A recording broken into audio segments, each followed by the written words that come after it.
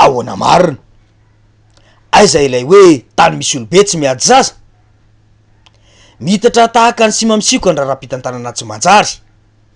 tsy misy resaka etika sy soatoavina intsony fa efa tena samy manao zay tany ny kibony mitoetra sy manan-kery hatreto ilay hoe izahay aloha zao no eto de izay tiana io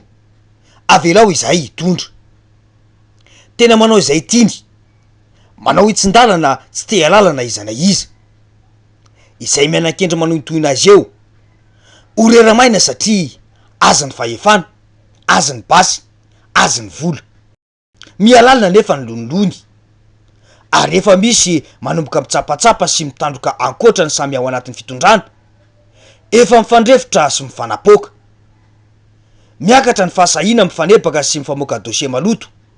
eny amin'ny tambatsotra serasera izay matsiaro ho kely vovokaina mipetraka kely aloha na mety ho manana ny marina azy fa zay matanjaka ara-pahefana sy ara-bola aloha izany tena mametraka ny fitsiko talao na mety samy manao ny tsy mety izao aza misy ny natao alentika hatramin'ny farany fa misy natao andetika sy tsy ho tratry ny aloka mihitsy to efa ifandimiasana nefa io ary enjana ny lazonaty politika ka asakasaka zay mihevitena tsy ho tratry ny aloka mandrakizay eto kanefa iaraha mahita ny nafitsony hatramin'izay ka hatramin'izao sanatriny hoe miantso ifanenjehana sy ifandimbiasana lava any amponja fa kosa mba efa tokony honakalesony izay rehetra nisy sy niseho teto izay fa tsy nanendehana sy namotena ny hafa ihany no averiny lesona ho an'izay efa ho anatiny sy mihevitra ny iditra amintsehatra amin'ny resaka politika na hitondra fanjakana ny hoe ataovy madio aloha ny clan dia ny tiam-piandohana ny dossier raha teo tafavoaka velony fa dio ny manaroatra fahefana sy ny miezaka ny tsy ho tratry ny aloka fa misy fetrany ny toerany eo ka izay no anaovana ny soa mba ho tsaroana fa tsy lazaratsy sy fangorona-karena atrandy anity no atsarovany olona anao efa fomba fanao hatrizay ny tetony hoe manao ny tsy mety mameny posy sy sakosy ary mandeha mitsoaka manao sesy tany politika avy eo satria mana ary efa betsaka ro manao zany teto nanomboka tamin'ny tetezamita ny taona 2024 sary fomba fanao mahazatra izany hatramin'izao ary mihevitra ny tompo-pahefana mandrakizay ny sasany rahovina vao mbo ao afaka amin'izany ity firenena ity raha samy sahirana amin'ny oarapaka isan'andro ny vahoaka malagasy de atsapa meo mafy kosa ny krizy ao anatin'ny fitondrana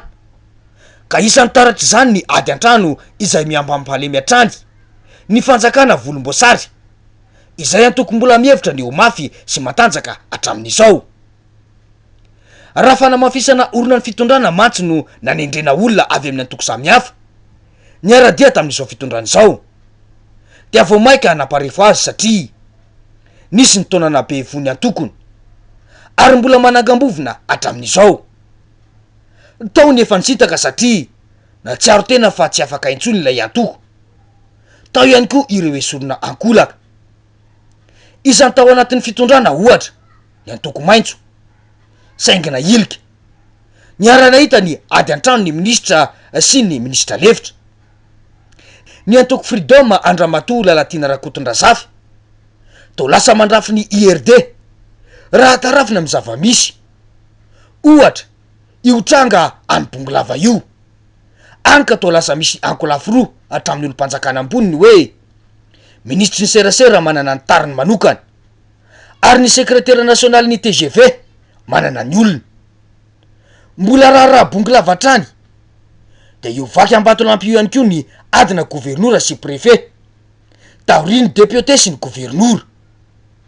io iaraha mahita io ihany koa ny adiny ministry ny serasera sy ny filohan'ny syndikany administratera civily Andriamatoa Paolo Raolonarivo izay tsy nitsisy fitenenana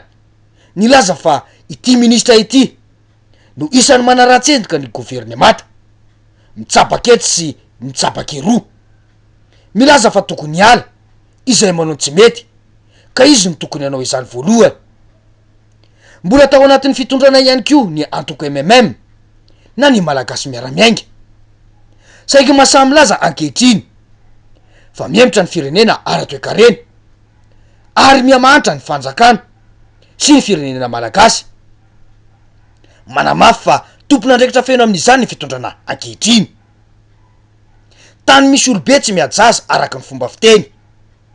saingy efa tsy voasoroka sy tsy voalamin'ny filoham-pirenena intsony ny ady an-trano ny sampom-pomba azy ankehitriny. Nary zareny samy ao anatin'ny antoko manohana fitondrana azy tsy mantsiaro intsony fa ray aman-dreny irajoelona. Raha tsaroana matsy dia efa nisy fotoana aza fa andriamatoa filoham-pirenena io mihitsy no nandrafy sy nanenjika ny olon'ny volomboasary. Raha tsy ilaza afa-tsy nataony anisombavam-bahoaka ny kongo sady filoha-lefitry ny antenimieram-pirenena Brunel Razafintsyandrôfo. Raha nanakina nanefa tsy teleferika ny tokony olo ara-pahamehana fa ny distrika manerana ny losy aloha no mila ampifandraisiny. Efa nifandramatra io depute ny kongo io sy ny taleny serasera ny fiadidinan'ny repoblika teo aloha Ramatory Narakotomanga. Io ihany koa ny generaly sekretera-panjakana nitondra afatra mavaivay momba ny fanehoan-kevitry ity depute ity fa tokony hofanana ny zandarmeri-pirenena. Efa nisy ihany koa ny ministra samy ministra ny fanimpioditra-kondro raha tsy ilaza afa-tsy Andriamatoa Tinka Roberto sy Joël Randriamandranto tamin'ny raharaha valizy misy kodiarana. Ny ministry ny fitaterana Roland Ranjatoelina no refesin'ny Rina Rakotomanga tsy nahala azy tamin'ny toerana. Tsy foana ny Madagascar Airlines izay netondroiny ho tsy ara-dalàna. Nanafera maloto mahavoatontonona olo ambony maro azy. Ny samy olon'ny fitondrana ihany koa no manapasaka azy fa tsy hisy mpanohitra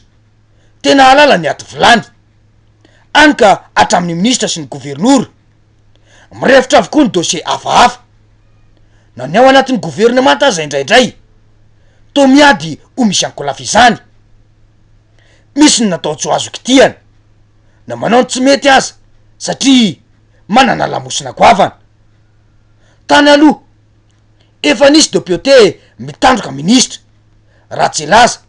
afa-tsiry ny solombavam-bahoaka Renève Raoldine manenjika ny ministry ny fanajariana ny tany fony Andriamatoa Ajo Andriananarivelo tao amin'izany toerana izany. Efa nisy ny adiny depute Rantany Rina Lalao izay filoha-lefitry ny antenimieram-pirenena sy ny gouvernoura ny Boeny izay Andriamatoa premier ministre no nandravona ny raharaha taty aorina. Efa nisy ny depute ny fampilako tamina ben'ny tanàna ampahany ireny fa betsaka ireo endriky ny ady an-trano na filana ady ao na any ivelan'ny fitondrana izay toa efa sary maneho fa miakaiky ny farany ao anatin'izao fitondrana izao. Ny raharam-panjakana nefa ambony ambany ny fitakiana samihafa mirongatra ny sosialy sy ny toe-karena miha-mijotso hatrany. Ny ao anatiny aza efa tena mifamango izay lalana mizotra makany amin'ny mangamasaka. Ry zareo mpiray antoko aza moa miady an-trano ko aiza no androso ny firenena fa ahoana mariny.